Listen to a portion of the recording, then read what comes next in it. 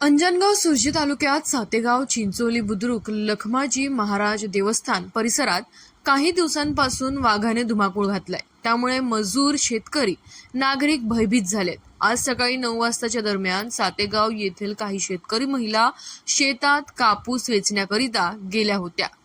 कापूस वेचणी करत असताना तुरीच्या ओळीमध्ये हा वाघ झोपलेला होता। महिलांना वाघ दिसताच येथून हळूच पळ काढला। हा वाघ महिलांवर गुरगावला तेव्हा या महिलांनी शेतातून पळत रोडकडे काढला। महिलांनी कोणताही आवाज न करता हळूहळू आपला जीव वाचवत सातेगाव रोड चौफुली ठिकाण गाठले। त्या ठिकाणी त्यांनी घरमालक शेतकरी यांना फोन लावून बोलविले।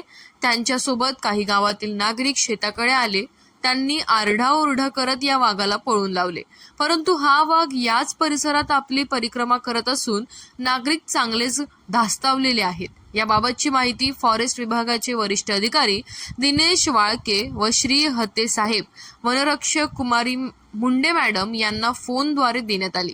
घटनास्थळावर आमचे संपादक प्रेमदास तायडे, मंगेश इंगळे पत्रकार, संघरत्न सरदार पत्रकार व काही गावकरी शेतामध्ये घटनास्थळावर पोहोचले।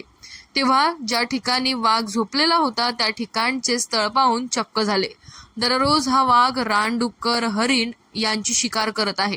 या परिसरात चौकशी गस्त वाढवली असून नागरिकांना सतर्क राहण्याचे आवाहन देखील फॉरेस्ट विभागाकडून करण्यात आले आहे। हा वाघ याच परिसरात असल्याच्या चर्चा नागरिकांकडून ऐकायला मिळाल्या।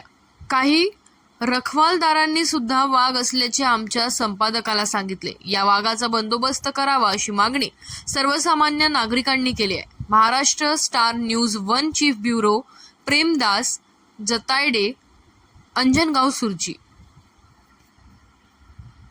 अमरावती जिल्ह्यातील रहिमापूर पोलीस स्टेशन अंतर्गत वनुजा बाग, सातेगाव या परिसरात अनेक दिवसापासून वाघाची दहशत निर्माण झालेली होती। याच वाघाने काही दिवसापूर्वी वनुजा बाग जावरकर यांच्या शेतात शिकार सुद्धा केलेली होती। याच बाबतचे फॉरेस्ट विभागाने ट्रॅप कॅमेरे सुद्धा या ठिकाणी लावलेले होते।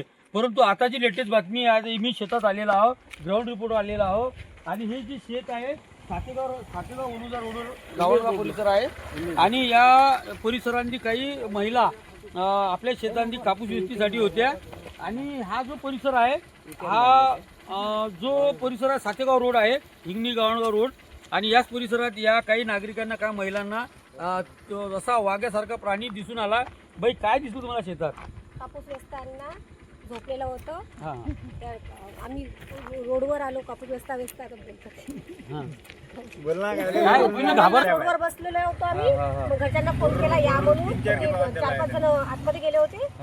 त्यांनी पाहिलं, गोटे वगैरे फेकून पाहिले, त्यामुळे काहीतरी असं निघून गेलं। पण आम्ही इथंच घेऊन आले। तुम्हाला दिसलं का? झोपलेला आवाज करायला लागला। पट्टेदार आहे का? घुरगावला का आपल्यावर?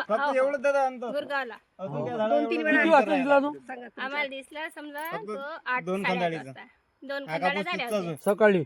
मग तिथून तुम्ही कापूस वेचून बाहेर आल्या? बाहेर आलो, पळत आलो इथपर्यंत, पळत आल्या रस्त्यावर। कोणतं शेत आहे, काय म्हणताय शेताचं नाव काय? मेंगराजाच्या समोर, मेंगराजाच्या 3 शेत समोर उमेश बोबळेचं शेत, मेघराजाच्या समोरचं शेत आहे। किती दिवसापासून वाटते तुम्हाला वाघ आहे इकडे? हे 1 महिन्यापासून, 1-1.5 ते महिन्यापासून चालू आहे। तरी आता 15 दिवसापासून जास्त सुरू आहे। 15 दिवसापासून येला इकडे म्हणजे बातमी चालूच आहे। तुमचं नाव काय? युनुस खा तुम्ही सोकारी काम करता या परिसरात? तुम्हाला दिसला कधी वाघ? दिसला नाही, पण ते म्हणतात आता या बायांना दिसला म्हणतात ते. त्या बायाला दिसला, आढळलं 4 दिवसाच्या आधी या चिची खाली पण मुक्कामी उभा असा उघडा नाही दिसला नाही, वापस गेले। त्याच्या आईला दिसला तो प्रत्यक्ष, त्याच्या समोर होती आमच्या वहिनी, तर त्यांना 2 वेळा आवाज आला, त्यांनी तर येईल आवाज दिला नाही वाघ वाघ म्हणून, खंडाळ्या घेऊन धुऱ्यावर आल्या।